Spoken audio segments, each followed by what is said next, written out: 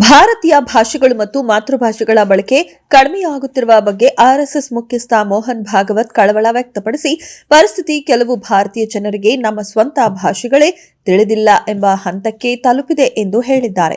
ಅಮೆರಿಕದ ಪ್ರಾಧ್ಯಾಪಕರೊಬ್ಬರು ನಮಗೆ ಸಂಸ್ಕೃತವನ್ನ ಕಲಿಸುತ್ತಾರೆ, ಆದರೆ ವಾಸ್ತವದಲ್ಲಿ ನಾವು ಅದನ್ನ ಜಗತ್ತಿಗೆ ಕಲಿಸಬೇಕಾಗಿತ್ತು.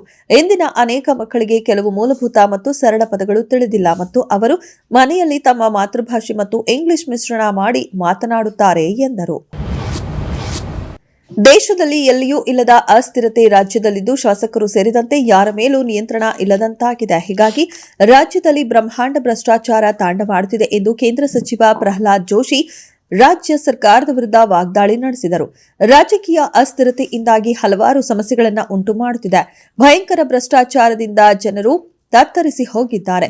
ಬೆಂಗಳೂರು ಸೇರಿದಂತೆ ಕೆಲ ನಗರಗಳಲ್ಲಿ ಕಟ್ಟಡ ಪರವಾನಗಿ ಮತ್ತು ಪೂರ್ಣಗೊಂಡಿರುವ ಪ್ರಮಾಣ ಪತ್ರ ನೀಡಲು ಚದುರಡಿ ಮೇಲೆ ಲಂಚ ನಿಗದಿ ಮಾಡಿದ್ದಾರೆ ಎಂದರು.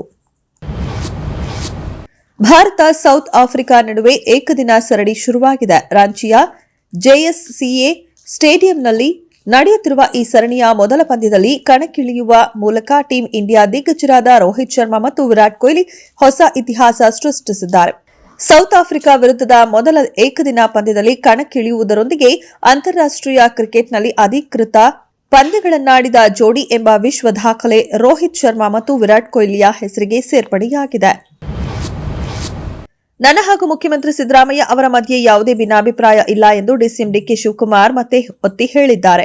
ನಾವೆಲ್ಲರೂ ಒಟ್ಟಿಗೆ ಕೆಲಸ ಮಾಡುತ್ತಿದ್ದೇವೆ. ರಾಜ್ಯದ ಜನ ನಮ್ಮ ಮೇಲೆ ಬಹಳ ನಿರೀಕ್ಷೆಯೊಂದಿದ್ದು ನಾವು ಅದಕ್ಕೆ ತಕ್ಕಂತೆ ಕೆಲಸ ಮಾಡಬೇಕು. 2028ರ ಚುನಾವಣೆ ನಮ್ಮ ಮುಂದಿನ ಗುರಿ ಎಂದು ಕೆಪಿಸಿಸಿ ಅಧ್ಯಕ್ಷರೂ ಆದ ಡಿಕೆಶಿ ಸ್ಪಷ್ಟಪಡಿಸಿದ್ದಾರೆ.